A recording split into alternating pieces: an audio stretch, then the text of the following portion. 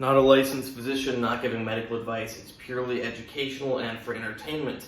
I've actually recorded this video before, but instead of looking for it on my computer, I'm just going to remake it and try to keep it shorter and more simple. I will start by saying I don't know for sure the actual mechanism, but the bottom line is I have found that the accumulation of a certain amount of muscle mass impairs either nerve flow or blood flow. You don't know whether it's nerves or blood. Well, the thing is, if you don't get blood supply to a nerve, that nerve doesn't work, even if the nerve itself is not being compressed. So one way or another, I have found that as I got bigger, I've had problems with nerve conduction, whether that is directly because of compression of a nerve or compression of blood vessels that supply the nerve. It has been occurring. And besides the obvious problem of without blood or nerve supply, tissues die, another problem is that it interferes with sleep.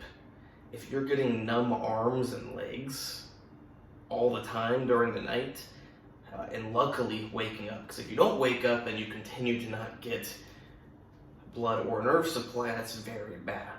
I don't think I need to explain what happens if you don't get blood or nerve supply to part of your body. So it's a very good thing that I wake up. But yeah, very interfering with sleep when you have to wake up and change position so that one of your limbs stops being numb. I'm 5'7", about 170 centimeters, and I first started noticing this when I got to about 180 pounds, so that'd be like 82 kilos. I am now 85 to 89 kilos, and I notice it more. So I've got some theories, like it could simply be that the muscles themselves are growing too big, pressing on things, or it could be that there's excessive tension in the muscles pulling on things, which leads to compression of things.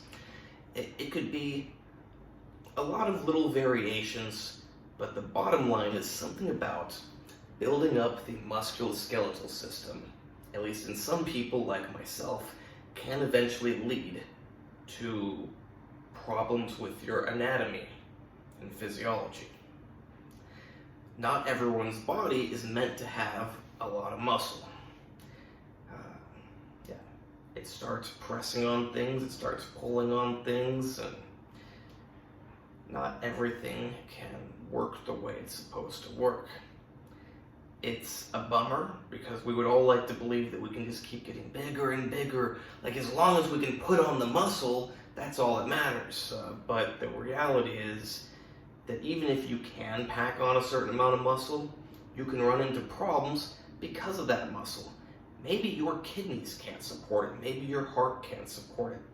Maybe, like in my case, it starts blocking circulation or nerve conduction. But there are other issues with getting a lot of muscle, sadly. It's like me. I know I could grow, so currently, I think this morning I was 86 kilos. I know I could get to 90 kilos really easily. I could probably get to 95 kilos within a year. But I know that's also a pretty bad idea. Plus, I started to get sleep apnea. Now, it's an odd one because I don't normally have sleep apnea, but still, I never had it before I got to about 180 pounds.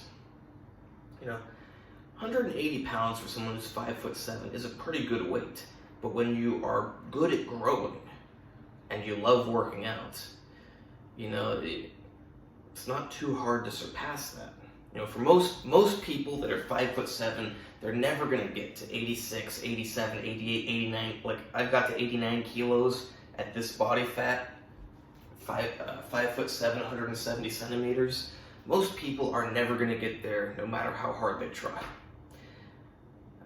But some people can get way bigger than me. You look at the pro bodybuilders, they've got way better genetics than me. But the genetics that really matter is how well your body can accommodate that muscle. Because what good is it if you can grow it causes other issues.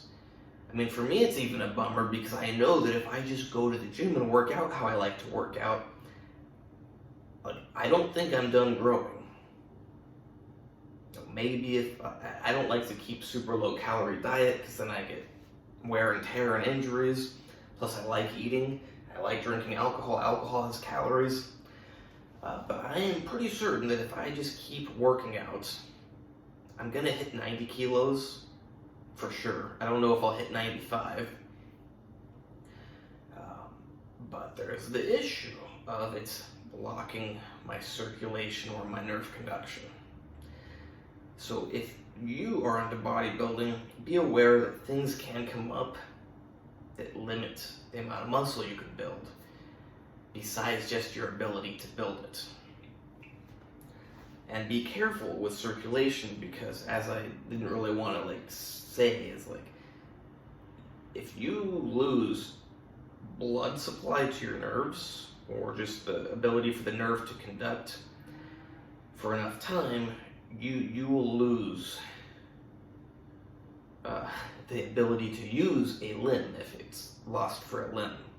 You could even end up losing a limb if it were bad enough. Yeah. If you lose blood supply to nerves, the nerves die. When nerves die, nerves do not only send signals to control things, but they also release growth factors. If your nerves, for say your leg, die, not only can you not move your leg, but it's going to start shrinking because people might think that, oh, it shrinks because you're not using it. It's like, no, that's part of it, but it's also because you're no longer getting all the growth factors from the nerve telling the tissues to stay alive. So yeah, not a good situation. If you are going numb, make sure you move and let the blood and the nerve signals regain. Yeah. Just wanted to bring this video to you because I've never heard anyone else talk about it. You hear about sleep apnea from getting too big, but you never hear about circulation or nerve conduction problems. That's a big problem. I mean, hopefully it's not a big problem, but it can be. Please like, subscribe, and comment. Check out the other videos. Yeah. Although I am plenty big, like I said, I just know that I will get bigger if I keep going. Maybe you'll never get that issue. You'll have to see. Stick with it long enough and you might. I mean, I'd rather have... Actually, I'll stop here.